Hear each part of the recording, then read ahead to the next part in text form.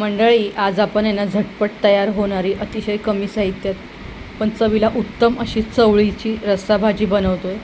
ही भाजी मी माझ्या पद्धतीने बनवते। तुम्हाला जर का व्हिडिओ आवडला तर लाईक करा, शेअर करा। तर चला पटकन आहे ना आपण बनवायला घेऊया। तर चवळी आहे ना साधारण 8 तास भिजत ठेवलेली होती, म्हणजे रात्रभर म्हणू शकता। स्वच्छ धुवून घेतलेली आहे, कुकरमध्ये टाकून घेतली, त्यात मीठ टाकलेलं आहे, पाणी टाकलेलं आहे। कुकरच्या आपल्याला 1-2 शिट्ट्या करून घ्यायच्या आहेत। आता इथं वाटण बनवण्यासाठी बघा कोथिंबीरीच्या काड्या घेतलेल्या आहेत, थोडासा लसूण आहे, एक कांदा घेतलेला आहे बारीक, थोडंसं खोबरं घेतलेलं आहे आणि थोडंसं जिरं घेतलेलं आहे। हे एवढं वाटून आपल्याला घ्यायचं आहे।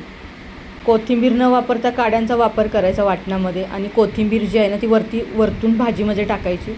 मी तर अशीच करत असते।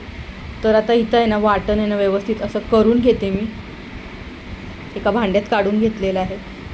झटपट तयार होते ही भाजी, बरं का, नक्की ट्राय करा, चवीला उत्तम लागते। आता वाटण पण बघा आपलं झालेलं आहे। आता आपण ना पटकन फोडणी करायला घेऊया। याच्यामध्ये जास्त काय आपल्याला टाकायचं नाही। आता बघा मसाल्यांमध्ये मी काय घेतलं आहे, हळद आहे, तिखट आहे, गरम मसाला आहे, कश्मीरी मिरची पावडर आहे, एवढेच मसाले इथे लागणार, हिंग लागणार आहे। तुम्ही कोणतं तिखट वापरताय ना ते, म्हणजे मालवणी म्हणा, वर्षभर टिकणारं काळा मसाला, तुम्ही जो कोणता वापरताय ते तुम्ही इथे त्याचा वापर करू शकता। तर चला आहे ना पटकन मी आता फोडणी देते। कढईमध्ये बघा तेल टाकून घेतलेलं आहे। आता याच्यामध्ये सुरुवातीला मोहरी टाकायची। मोहरी चांगली तडतडली की आपल्याला वाटण टाकून घ्यायचं आहे।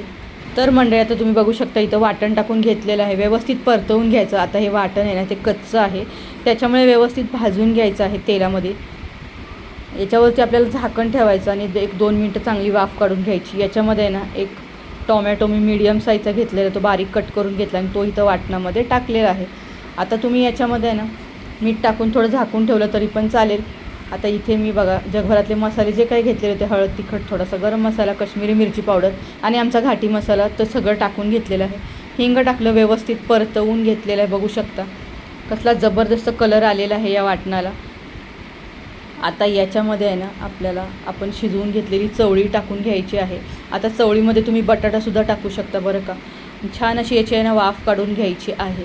दिसताना जरी तुम्हाला ही पातळ दिसत असेल तरीसुद्धा ही भाजी अजिबात पातळ नव्हती, कारण वाटण टाकलं की भाजी आहे ना थोडीशी घट्ट होते।